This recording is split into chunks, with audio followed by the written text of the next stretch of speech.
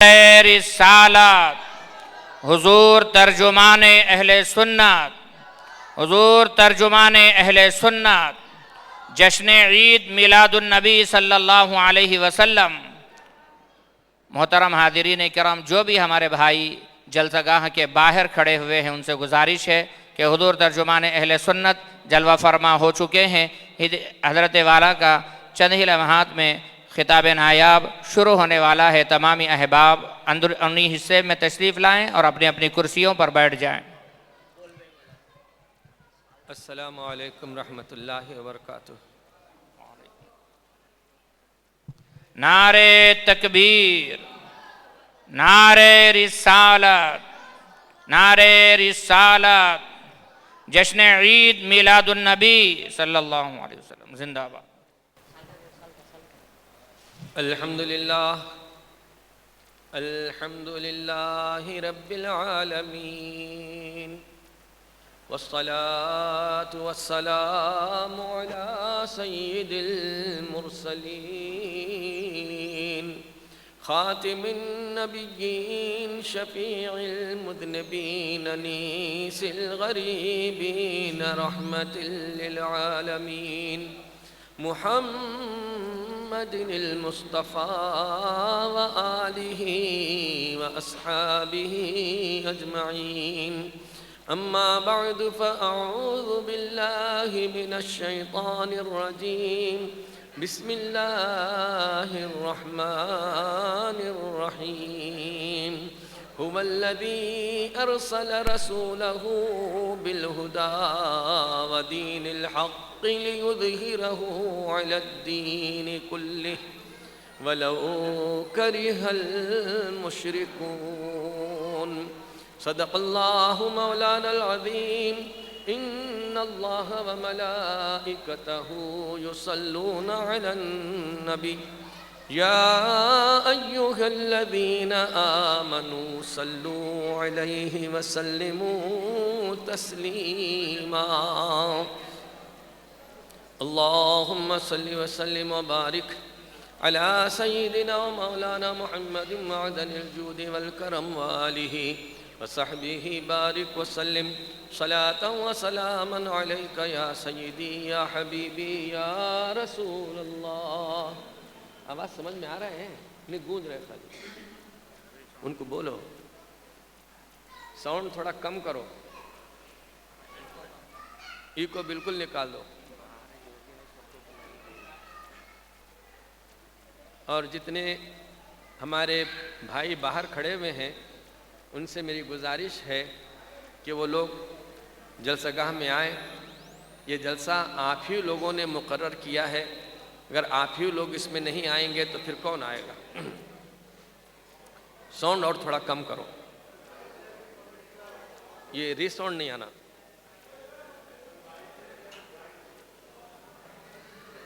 آ جائیے، اندر آئیے، اور جلسہ ابھی تو باقی ہے۔ شروع میں آپ لوگوں کا یہ حال ہے تو آخر کیا کریں گے آپ؟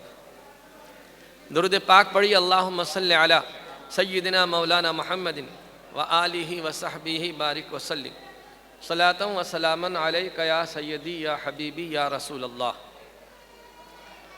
میرے پیارے دوستو، تقریباً 4 سال سے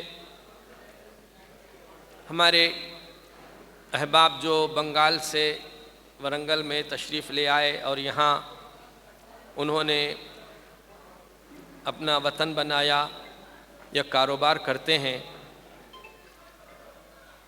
ان کی طرف سے خصوصی طور پر یہ میلاد شریف کا جلسہ منایا جاتا ہے۔ اس میں کسی دوسرے کا کوئی تعاون نہیں، بس یہی لوگ آپس میں تعاون کر کے پیسے جمع کر کے یہ جلسہ کرتے ہیں۔ رسول اللہ صلی اللہ علیہ وسلم کی میلاد کا یہ جلسہ آج جہاں ہم لوگ بیٹھے ہوئے ہیں، یہ ہمارے تمام بنگال سے تشریف لائے ہوئے مسلمان بھائی جو سونار کا کام کرتے ہیں ان کی طرف سے ہے۔ اللہ تعالیٰ ان کے کام میں برکت عطا فرمائے۔ اور ان کے روزگار میں برکت عطا فرمائے۔ حضور کے صدقے میں، حضور کی میلاد کے صدقے میں اللہ تعالیٰ ان سب کے درمیان جو اتحاد اتفاق ہے اس کو ہمیشہ قائم رکھے۔ آمین۔ اور یہ جلسہ جو آج ہو رہا ہے، الہ العالمین ہر سال ایسے ہی ان کو جلسہ کرنے کی توفیق عطا فرمائے۔ آمین۔ اس جلسے کا جو سب سے بڑا فائدہ یہ ہے کہ ورنگل میں بسے ہوئے تمام بنگالی بھائی جو جہاں کہیں بھی ہے وہ اس میں ایک جٹ ہو جاتے ہیں، مل جاتے ہیں، ایک دوسرے سے ان لوگوں کا تعارف ہوتا ہے۔ جلسہ بہانہ ہے، آپس میں ہمارے تعلقات کو مضبوط کرنا ہے۔ اور سب سے بڑی بات یہ ہے کہ حضور اکرم صلی اللہ علیہ وسلم کا میلاد شریف ہے۔ میلاد کے معنی پیدائش ہے۔ آپ جانتے ہیں ایک عام آدمی کے گھر میں بھی اگر بچہ پیدا ہوتا ہے تو وہ اس کے لیے خوشی کا لمحہ ہوتا ہے، اور وہ اس کی خوشی میں کچھ نہ کچھ ضرور کرتا ہے۔ دوستوں میں مٹھائی بٹتی ہے، خاندان والوں کو دعوت دی جاتی ہے، اس کے نام رکھنے کی ایک رسم کی جاتی ہے، اور بہت ساری تقریبات ایک بچے کی پیدائش کے ساتھ ہمارے گھر میں شروع ہو جاتے ہیں۔ ان تمام دعوتوں کا مقصد اپنی خوشی کا اظہار کرنا ہے اور دوسروں کو اپنی خوشی میں شریک کرنا ہے۔ دوستو، ویسے دعوت انسان کی پیدائش پہ بھی ہوتی ہے اور موت پہ بھی ہوتی ہے۔ جیسے ہمارے یہاں دہم ہوتا ہے 10 دن میں کسی کے انتقال پر، اس میں کھانا کھلایا جاتا ہے، فاتحہ ہوتی ہے، مرحوم کو ایصال ثواب کیا جاتا ہے۔ 3 دن میں اس کے قبر کی زیارت کرتے ہیں اور پھر اس کو ایصال ثواب کرتے ہیں۔ 20 دن میں پھر ایک فاتحہ کی جاتی ہے، اس میں بھی وہاں اس کو ثواب پہنچایا جاتا ہے۔ سوچنا یہ ہے کہ پیدائش پر بھی دعوت ہوتی ہے، کسی کے انتقال پر بھی ہمارے یہاں دعوت ہوتی ہے۔ کیوں؟ حضرت علی کا فرمان ہے، خوشی بانٹنے سے بڑھ جاتی ہے۔ بچہ پیدا ہوا، آپ نے اپنی خوشی کے اظہار کے لیے دعوت کی، تو یہ خوشی آپ نے جو بانٹی ہے اس سے آپ کی خوشی اور بڑھ جاتی ہے۔ اور فرماتے ہیں غم بانٹنے سے کم ہو جاتے ہیں۔ آپ نے جو دعوت کی کسی مرحوم کے انتقال پر، ان سب نے آپ کو دلاسا دیا، آپ اپنا غم بانٹ رہے ہیں تو آپ کا غم کم ہو جاتا ہے۔ تو یہ غم آدمی اگر بانٹتا ہے تو اس سے غم کم ہو جاتا ہے، اور خوشی بانٹی جاتی ہے تو وہ بڑھ جاتی ہے۔ یہ میلاد شریف رسول پاک صلی اللہ علیہ وسلم کی، تو میں عرض کر رہا تھا ہر گھر میں، ہر خاندان میں بچوں کی پیدائش ہے، اور اس کی پیدائش پر ایک خوشی کا لمحہ ہوتا ہے، خوشی کا اظہار ہوتا ہے۔ دوستو، وہ بچہ ایک ہمارا بیٹا ہے جس کے لیے ہم خوشی کا اظہار کرتے ہیں، اس کا فائدہ صرف ہمارے خاندان تک ہے، دوسروں کو اس کا ثواب فائدہ ملے گا نہیں ملے گا نہیں معلوم۔ آپ دیکھیں گے کہ ہم نے کمایا اپنے لیے کمایا، ہم نے گھر بنایا اپنے لیے بنایا، ہم نے اگر کوئی کام کیا تو اپنے ہی لیے کیا، یہاں تک کہ میرے دوستو اگر نماز پڑھتے ہیں تو اپنے لیے پڑھتے ہیں، روزہ رکھتے ہیں تو اپنے لیے رکھتے ہیں، زکوٰۃ دیتے ہیں تو اپنے لیے دیتے ہیں، خیر خیرات کرتے ہیں تو وہ بھی اپنے ہی لیے کرتے ہیں۔ یہ سب آپ ہی کے کام آنے والا ہے، دوسرے کے کام تو آئے گا نہیں۔ تو اس دنیا میں ہر انسان اپنے لیے کام کرتا ہے، تو جو اپنے لیے کام کرتا ہے وہ دوسرے کے لیے خوشی کا سبب کیسے ہو سکتا ہے؟ مگر پھر بھی ہم اپنے بیٹے کا برتھ ڈے کرتے ہیں، میلاد کرتے ہیں، اور اس کو دوسروں کو دعوت دیتے ہیں، دوسروں کو کھانا کھلاتے ہیں، دوسروں کو اپنی خوشی میں شریک کرتے ہیں۔ ایک ہماری پیدائش ہے تمام انسانوں کی جو صرف ہمارے لیے ہے، ہم دوسرے کے کام نہیں آتے۔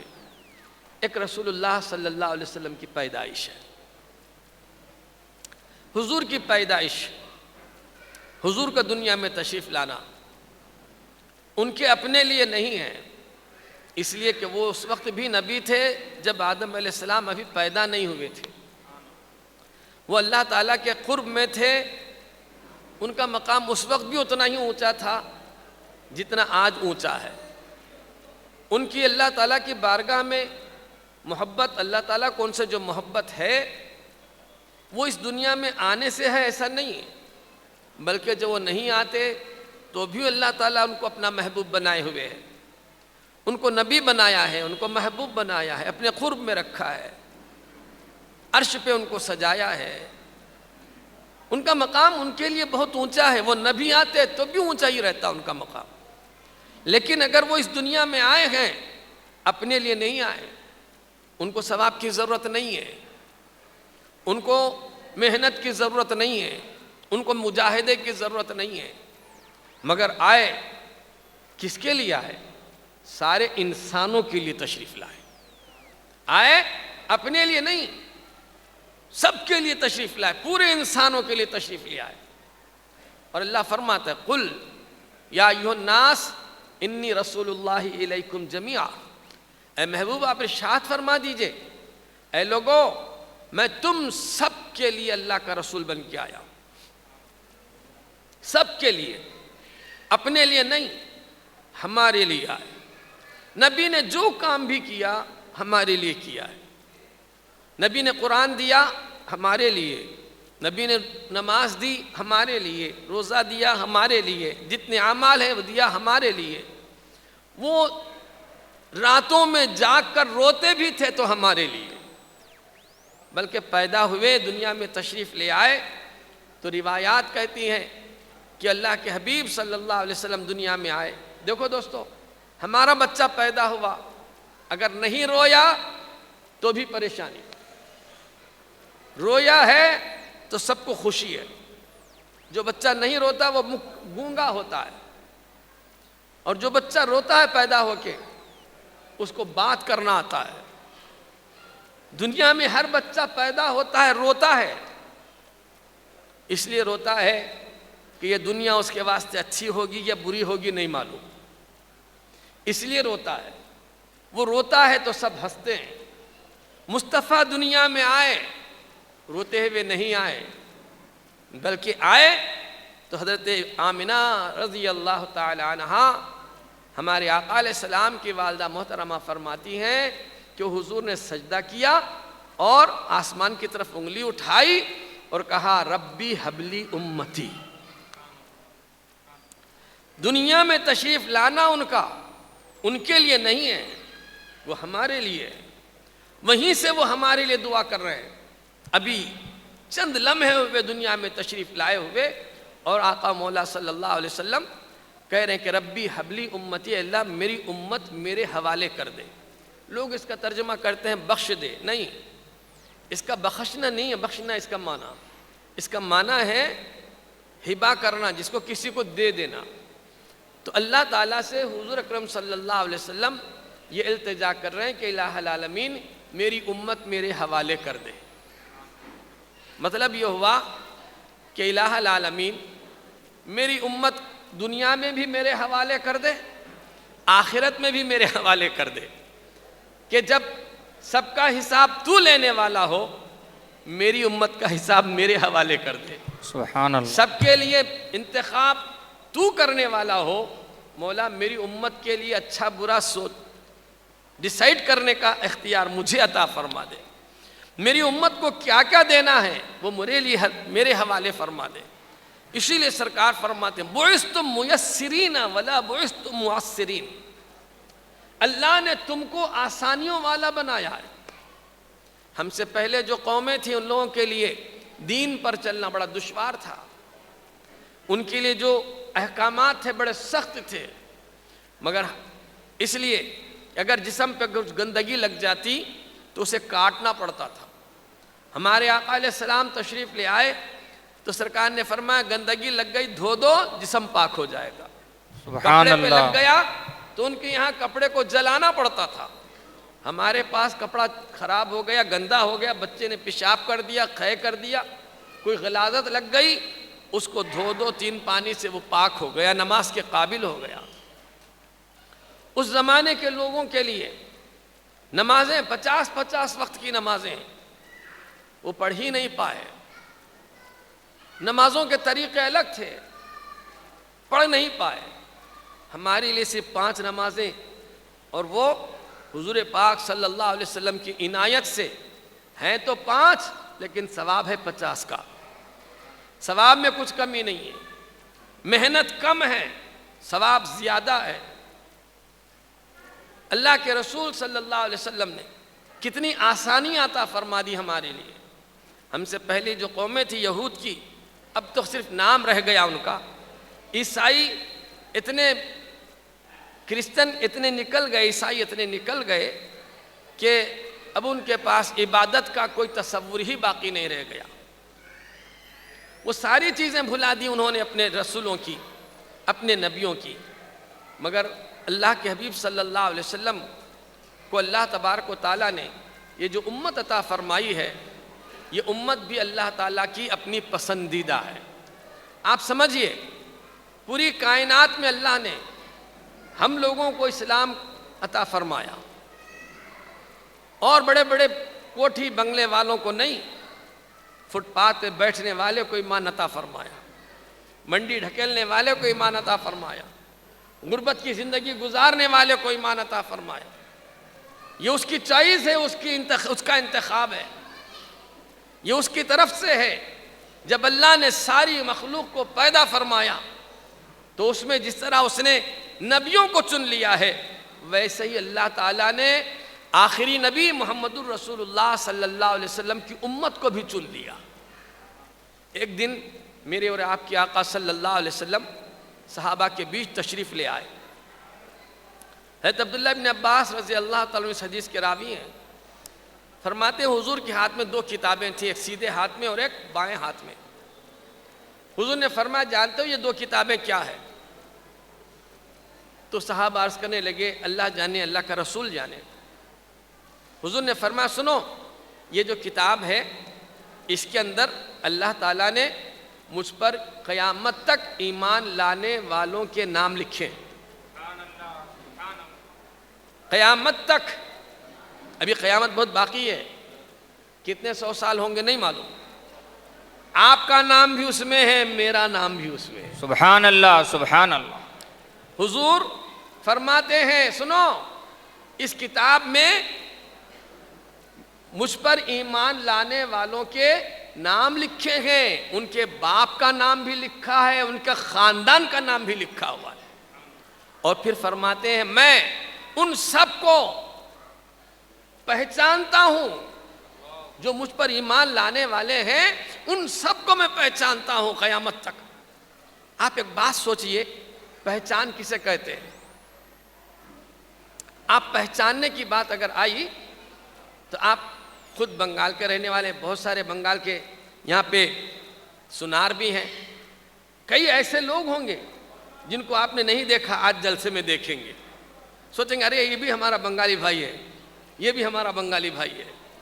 پہچان کسی کو صورت دیکھ کر پہچان لینا, یہ فلاں آدمی ہے, اس کا نام فلاں ہے. صورت پہچان لینا اور ہے, صورت کے ساتھ نام بھی پہچاننا, یہ فلاں جگہ کا رہنے والا ہے یہ پہچاننا. یہ ساری چیزیں پہچان کے لفظ کے لیے استعمال ہوتی ہیں. صرف کسی کو ایک مرتبہ دیکھا اور پھر دوسری مرتبہ اس کو دیکھا تو بولے میں دیکھا تھا, اتنی بات آئے گی. پہچان کے لیے اس کو جاننا, اس کی صورت پہچاننا ہے, اس کا نام جاننا, اس کا گھر جاننا, اس کا خاندان جاننا, یہ ساری چیزیں اس میں شامل ہوتی ہیں. اور حضور فرما رہے ہیں کہ میں قیامت تک میرا کلمہ پڑھنے والے, مجھ پر ایمان لانے والے کو پہچانتا ہوں. آپ سوچئے, آپ کو حضور پہچانتے ہیں, آپ کو حضور پہچانتے ہیں. حضرت امام غزالی رحمۃ اللہ تعالیٰ علیہ مکاشفۃ القلوب میں ایک واقعہ لکھا کہ ایک صاحب نے حضور کو خواب میں دیکھا اور حضور اس کو نہیں پہچان رہے. تو اس نے کہا کہ یا رسول اللہ, میں نے علماء سے سنا ہے, بھائی ذرا ادھر دیکھو, ادھر ادھر نہیں, زیادہ لمبی گفتگو نہیں کروں گا میں. آج کے جو مہمان مقرر آنے والے آئیں گے، جب تک میں آپ کے بیچ میں ہوں. وہ صاحب جنہوں نے خواب دیکھا، حضور کو خواب میں دیکھا، حضور اس کو نہیں پہچان رہے ہیں. تو حضور اکرم صلی اللہ علیہ وسلم سے وہ کہنے لگے، یا رسول اللہ، میں نے علماء سے سنا ہے کہ آپ اپنے ہر امتی کو پہچانتے ہیں. تو میرے علماء نے بالکل حق کہا، سچ کہی بات انہوں نے کہ میں اپنے ہر امتی کو پہچانتا ہوں. میں سرکار میں آپ کا امتی ہوں. تو نے کبھی یاد دلایا ہی نہیں اپنی، تو میرا امتی ہے، یہ بات کبھی تو نے مجھے یاد نہیں دلائی. بولے سرکار یاد کیسے دلاتا؟ فرمایا اگر تو مجھ پہ درود پڑھتا تو میں تجھے پہچان لیتا. سبحان اللہ سبحان اللہ. ایک مرتبہ درود پاک پڑھی، اللہم صلی اللہم صلی سیدنا علی مولانا محمد وآلہ وصحبہ بارک وسلم صلاۃ و سلاما علیک یا رسول اللہ. مطلب یہ ہے کہ جو آدمی جتنا حضور پر درود پڑھتا ہے، حضور اس کو اتنا زیادہ پہچانتے ہیں. اور ایک بات خاص ذہن میں رکھیے، ہم لوگ کاروباری لوگ ہیں، تجارت کر رہے ہیں، محنت مزدوری کر رہے ہیں. بہت سارے لوگوں کا کہنا ہے کہ ہمارے پاس گراہک نہیں آ رہا ہے، کاروبار نہیں چل رہا ہے، برکت نہیں ہو رہی ہے. میرے بھائی، کاروبار ایک مسلمان بھی کرتا ہے، ایک کافر بھی کرتا ہے. مسلمان کو کھانا اللہ دیتا ہے، اللہ کھلاتا ہے. تو تم اللہ کا کھا رہے ہو، تو اللہ کا کھاتے ہو تو اللہ کو یاد کرو، اللہ کا شکر بجا لاؤ. اس لیے کہ اللہ نے فرمایا ہے، لئن شکرتم لازیدنکم، تم اگر میرا شکر کرو گے تو میں تم کو اور زیادہ دوں گا.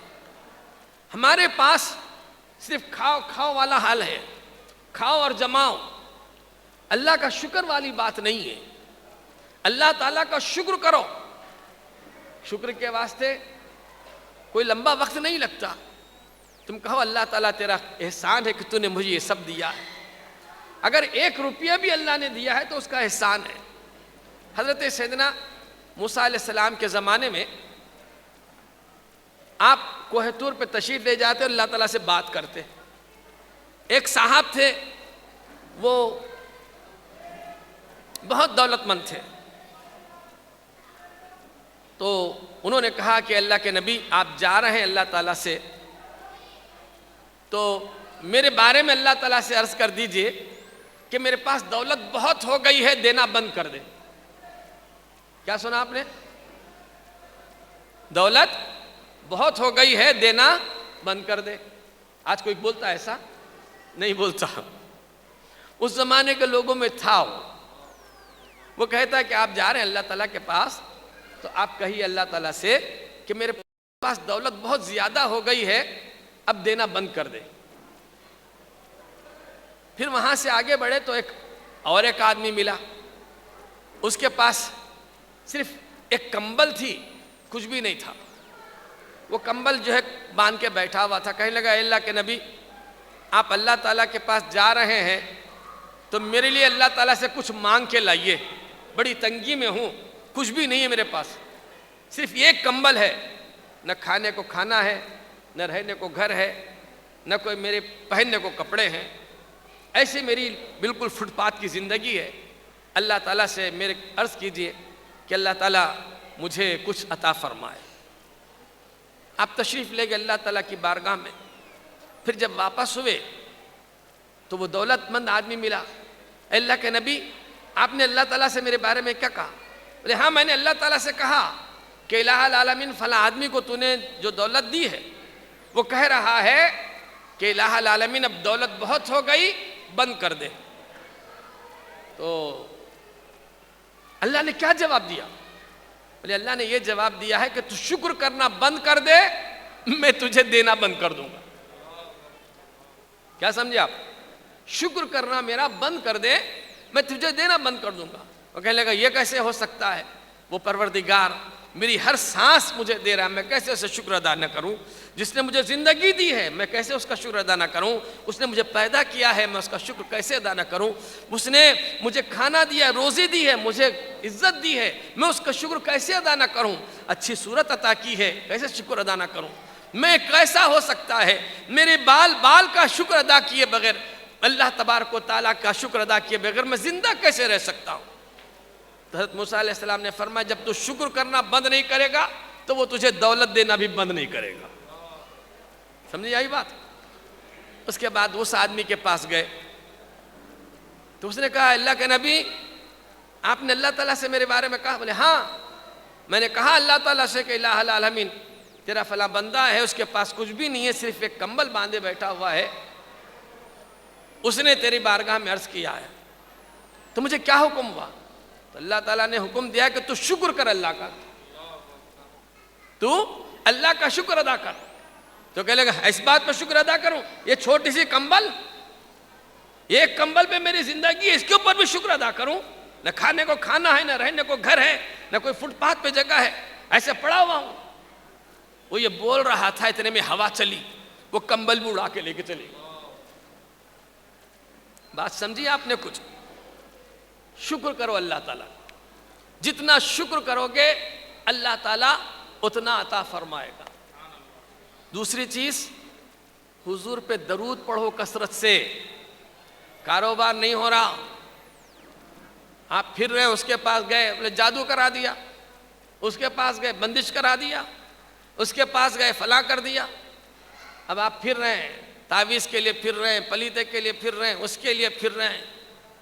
میرے بھائی جس کے پاس آپ گئے ہیں وہ بھی تعویذ لگائے ہوئے ہیں، اگر تعویذ سے کاروبار چلتا تو جتنے تعویذ بیچنے والے لوگ بیٹھے ہوئے ہیں ان کے پاس بھیڑ لگی رہنی چاہیے تھی۔ وہ خود دیکھ رہا ہے کہ کہاں آتا ہے مرغا، کب آئے گا کب آئے گا کب آئے گا، کون آئے گا، تاک میں بیٹھا ہوا ہے۔ تعویذ کیا ہے؟ تعویذ تو آپ ایک بہانہ ہے۔ اگر آپ کا بزنس چلنا ہے اللہ کا شکر کرو، رسول اللہ پر درود پڑھو۔ سبحان اللہ سبحان اس کا کیا فائدہ ہے؟ پڑھیے حضرت ضرور سے پڑھیے، اللہم صلی علی سیدنا محمد وآلہ وصحبہ بارک وسلم۔ ابھی میں نے جو واقعہ سنایا اس میں یہی تو تھا کہ حضور فرما رہے ہیں، وہ کہتا ہے کہ حضور میں آپ کا امتی ہوں، آپ مجھ کو نہیں پہچانے؟ حضور نے فرمایا تو نے کبھی یاد ہی نہیں دلایا کہ تو میرا امتی ہے۔ بولے حضور یاد کیسے دلاتا؟ فرمایا تو اگر درود پڑھتا تو میں تجھے یاد رکھتا۔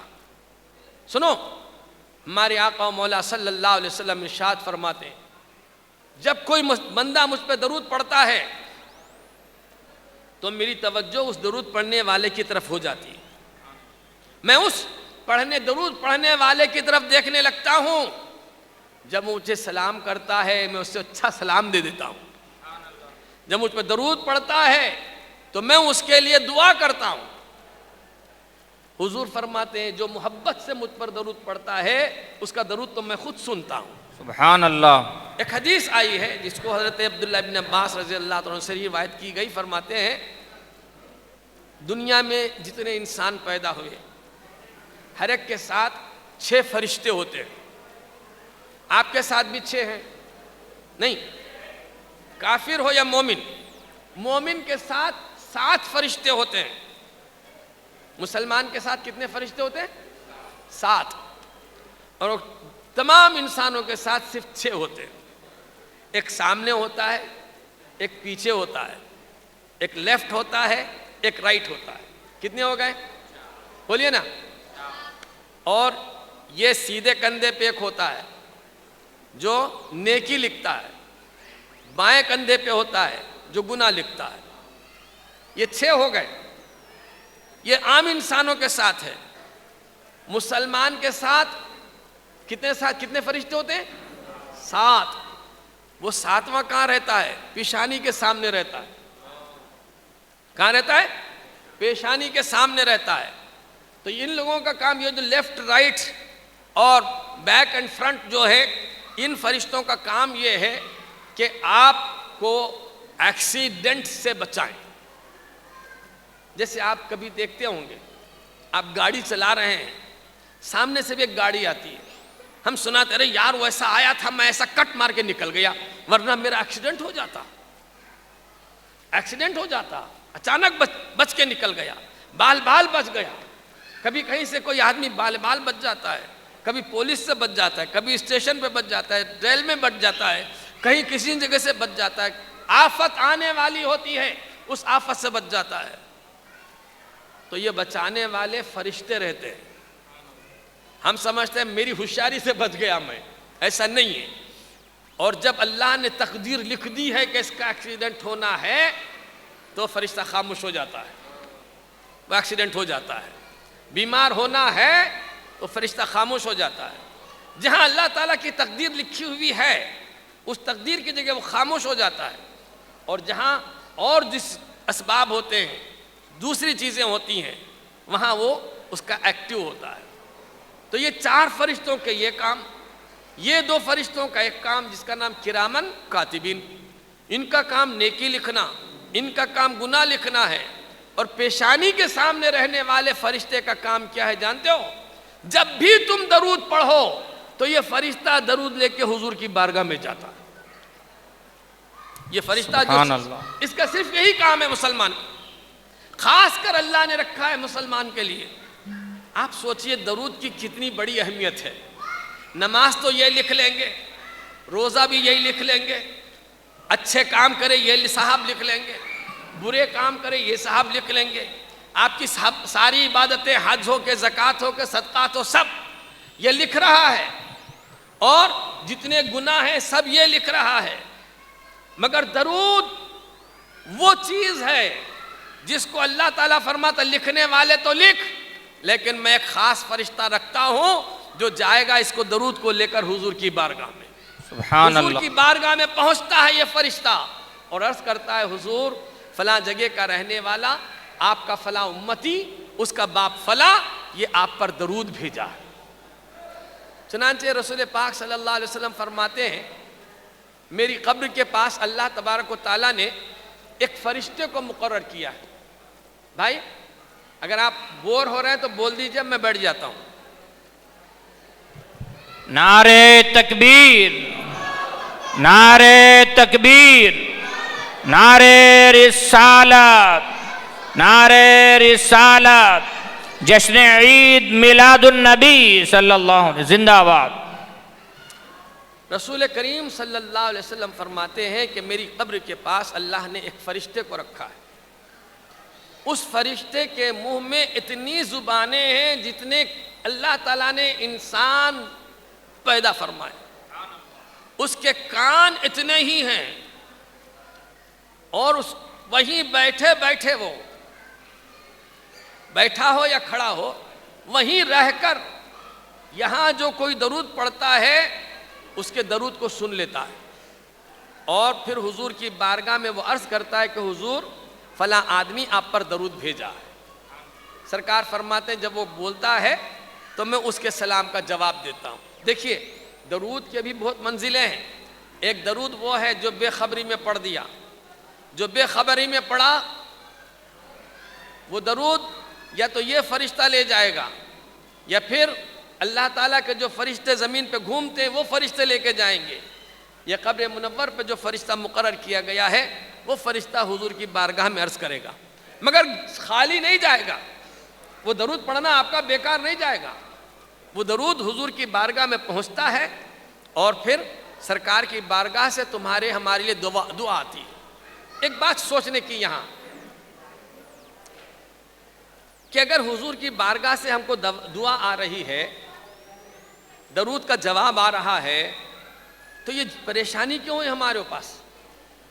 ہم لوگ سمجھتے ہیں جتنا ہے سب اسی دنیا میں مل جائے، سب اسی دنیا میں مل جائے، چونکہ ہم آخرت کو دیکھے نہیں، آخرت کی پریشانی نہیں معلوم، دنیا کی پریشانی آپ زیادہ سمجھ رہے ہیں، جبکہ یہاں ہم کو رہنا ہے 60 سال 65 سال 80 سال 85 سال 100 سال، اس سے زیادہ تو ہم کو یہاں رہنا نہیں ہے۔ 100 سال کی پریشانی دیکھ رہے ہیں آپ، اور جس دنیا میں یہاں سے مر کے جانا ہے وہاں تو ہمیشہ رہنا ہے، وہاں کی پریشانیاں کیا ہیں ہم کو نہیں معلوم، وہاں کیسا پریشان ہوگا نہیں معلوم۔ ہم اس دنیا میں سوچ رہے ہیں کہ یہاں آسانی ہو، ہمارے نبی دیکھ رہے ہیں کہ وہاں آسانی ہو۔ جو دعائیں نہیں قبول ہوتی ہیں اس کا مطلب جو بھی دعا مانگو اللہ تعالیٰ سنتا ہے۔ مومن جب دعا مانگتا ہے اللہ تعالیٰ سنتا ہے، بلکہ فرمایا ادعونی استجب لکم، تم مجھے پکارو میں تمہاری پکار کا جواب دیتا ہوں۔ اب دعا کر رہے ہیں کہ یا اللہ یہ کر دے یہ کر دے یہ کر دے، ہو ہی نہیں رہا ہے۔ آپ سوچتے ہیں، میں سوچتا ہوں، بہت سارے لوگ کہتے ہیں کہ ہم دعا کر رہے ہیں قبول نہیں ہو رہی، دعا کر رہے ہیں قبول نہیں ہو رہی۔ ایسا مت بولو، اس لیے کہ ہم تو صرف اس دنیا کی زندگی کو جانتے ہیں، دنیا کی ان مشکلوں کو جانتے ہیں، اور ہم یہ چاہتے ہیں کہ یہ دعا ہماری اس دنیا میں مل جائے۔ اللہ تعالیٰ اس کا رسول ہماری آخرت کو دیکھ رہے ہیں، وہاں جو ہمیشہ کی زندگی ہے اس زندگی کو دیکھ رہے ہیں۔ چنانچہ ہر دعا قبول ہوتی ہے مسلمان کی، بات اتنی ہے کہ اس کو یہاں نہیں ملے گا مگر وہاں ضرور دے دیا جائے گا۔ حدیث پاک میں آیا، سرکار اقدس صلی اللہ علیہ وسلم فرماتے ہیں ایک آدمی قیامت میں لایا جائے گا اور اس کے پاس ڈھیر سارے نیکیاں ہوں گی۔ وہ بولے گا یا اللہ اتنے اچھے کام تو میں کیا ہی نہیں تھا کبھی، اتنے سارے نیکیاں میرے پاس کیسے آ گئیں؟ اللہ فرمائے گا سن، تو دنیا میں جتنی دعائیں کیا تھا وہ ساری دعائیں میں نے جمع کر کے یہاں رکھی، آج تجھے دے رہا ہوں۔ حضور فرماتے ہیں بندہ تمنا کرے گا اس دن جب دیکھ لے گا، وہ دیکھ لے گا تو تمنا کرے گا کہ کاش میری دنیا میں کوئی دعا قبول نہیں ہوتی، وہ ساری کی ساری یہاں دے دی جاتی۔ عزیزان محترم، دعا اللہ تبارک و تعالیٰ سے کی جاتی، تو یہ دعا کرنا چاہیے، اور دعا کرنے والے اللہ کو بڑے پسند ہے، بہت پسند ہے۔ اللہ کے حبیب صلی اللہ علیہ وسلم فرما رہے ہیں کہ آپ درود پڑھتے ہیں تو آپ کے درود حضور کی بارگاہ میں پہنچتے ہیں، حضور دعا دیتے ہیں، حضور کی دعا کا اثر یہاں بھی ملتا ہے، مرنے کے بعد بھی ملتا رہے گا۔ بہت یہاں اگر نہیں آپ کو نظر آ رہا ہے تو اتنا یقین رکھیے کہ قبر میں ضرور وہ دعا ہمارے کام آنے والی ہے، اور وہ درود کام آنے والا ہے۔ اور سرکار اقدس صلی اللہ علیہ وسلم فرماتے ہیں جو مجھ پر محبت سے درود پڑھتا ہے اس کا درود تو میں خود سنتا ہوں، اس کا درود میں خود سنتا ہوں۔ دوستو، ہم یہ سوچ رہے ہیں کہ ہمارے کمانے سے ہماری محنت سے ہم کو کھانا ملتا ہے، نہیں، بلکہ قرآن مجید میں بہت جگہوں پہ اللہ تعالیٰ نے فرمایا ہے کہ تمہارے گھر میں چھوٹے چھوٹے جو بچے ہیں ان کے صدقے میں اللہ تم کو پال رہا ہے۔ اس لیے کہ ہم جو بڑے ہیں کتنے کمینے ہم کو معلوم ہے، کتنے گناہگار ہیں اپنے اندر ہیں۔ اگر کھل کے کبھی باہر آ جائے ہمارے گناہ تو کسی کے سامنے سر اٹھانے کے قابل نہیں ہیں ہم لوگ، مگر وہ چھوٹے چھوٹے بچے جو ہمارے گھروں میں ہیں ان کے صدقے میں اللہ تعالیٰ ہمارے گھروں میں برکت بھیجتا ہے اور ہمارے گھروں میں رزق آتا ہے۔ اللہ تعالیٰ بچوں کے لیے، جانوروں کے لیے، بوڑھے ضعیفوں کے لیے زمین پہ پانی برساتا ہے، ورنہ یہ جوان جتنے ہتھ کنڈے ہیں یہ تو دیکھیے کیسے ظلم کرتے ہیں، پیسہ اڑا رہا ہے، پیسہ دیا اللہ نے اس کو تو بے دریغ بے سوچے سمجھے ادھر بھی خرچہ کر رہا ادھر بھی خرچہ کر رہا، چوبا کھیل رہا ہے، سٹا کھیل رہا ہے، شراب پی رہا ہے، کتنے غلط کام کر رہا ہے۔ اب ان کی سنکھیا کم ہے یا زیادہ ہے آپ دیکھ لینا، اس زمین پہ بسنے والوں کی، گناہ کرنے والے اس زمین پر اگر گنے جائیں تو وہ 99% ہے، 1% ہی لوگ ہیں جو نیک ہیں، جو گناہوں سے بچے ہوئے ہوں گے۔ اگر ان سب کے حساب سے دیکھا جائے، سوچئے اگر اللہ تعالیٰ بندوں کے اعمال، بندوں کے کام نیکی اور گناہ کی وجہ سے اگر فیصلہ کرے گا تو زمین پہ ایک خطرہ پانی نہیں برسے گا، زمین سے ایک دانہ بھی نہیں اگے گا، کوئی آکسیجن ہوا نہیں چلے گی۔ یہ سب تو اللہ تعالیٰ بھیج رہا ہے ان ضعیفوں کی وجہ سے، ان جانوروں کی وجہ سے، ان پرندوں کی وجہ سے جو ہواؤں میں اڑ رہے ہیں، ورنہ اللہ دیتا ان کی وجہ سے ہے، مگر کھاتے ہم سب ہیں۔ دوستو، اللہ تبارک و تعالیٰ کی نعمتیں اللہ تعالیٰ ہمیشہ اتارتا ہے، بندہ اس کی نعمتوں کا اگر شکر کرتا ہے تو اللہ تعالیٰ اس شکر میں اس کو اور دیتا ہے۔ تو میں نے عرض کیا کہ آپ درود کثرت سے پڑھیں۔ اس درود کا سب سے پہلا فائدہ تو یہ ہے کہ آپ کے گھر میں برکت ہوگی، کمائی میں برکت ہوگی، آپ کی جو پریشانیاں ہیں وہ ختم ہوں گی۔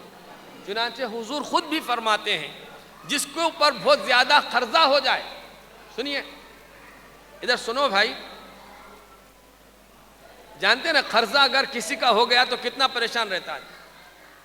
حضور فرماتے ہیں اگر تم قرض دار ہو جاؤ، لوگوں کو باقی ہو جاؤ، تو جب کوئی آدمی باقی ہو جاتا ہے، کسی کو قرض دار ہو جاتا ہے، لوگ اس کو قرضہ بھی نہیں دیتے، چائے بھی نہیں پلاتے، اس سے کوئی محبت کی بات بھی نہیں کرتا، سوچتا وہ آ رہا ہے ارے مانگتا ہے نکلو یہاں سے، اس سے کوئی سلام بھی نہیں کرتا، کلام بھی نہیں کرتا، اس کو ملتا ہی نہیں اس سے، اس لیے کہ اگر ملے گا تو مانگے گا تو قرضہ ہی مانگے گا، پیسہ ہی مانگے گا۔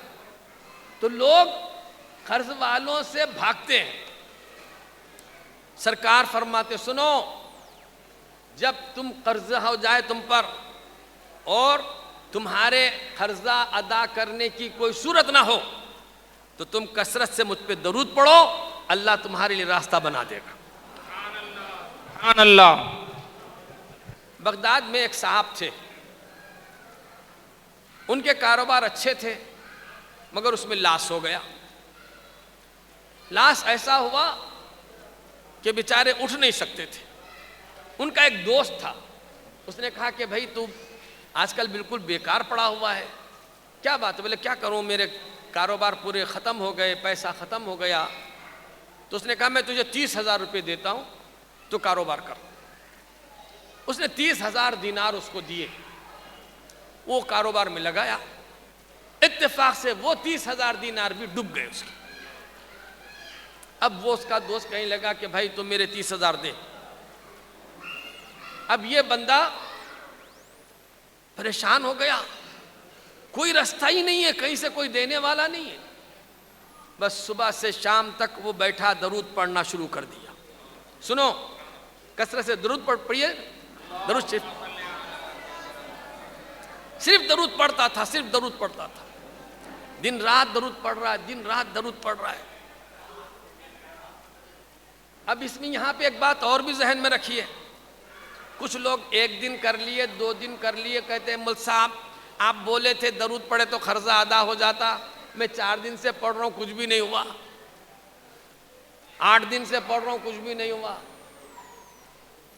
صبر کرنا پڑتا ہے، اللہ تعالیٰ امتحان لیتا ہے، اگر صبر کریں گے تو اللہ تعالیٰ دینے والا ہے۔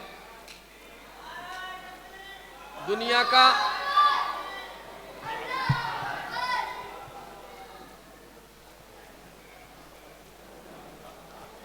نعرے تکبیر، نعرے تکبیر، نعرے رسالت، نعرے رسالت یا رسول اللہ۔ حضرت مولانا ابو ایوب انصاری زندہ آباد، جشن عید میلاد النبی صلی اللہ علیہ وسلم زندہ آباد۔ آپ تمامی احباب آرام اور پرسکون انداز میں تشریف رکھیں، ہمارے اور آپ کے مہمان تشریف لا چکے ہیں۔ آرام کے ساتھ جو بھی باہر ادھر ادھر ہیں وہ تمامی احباب اپنی اپنی نشستوں پر تشریف رکھیں۔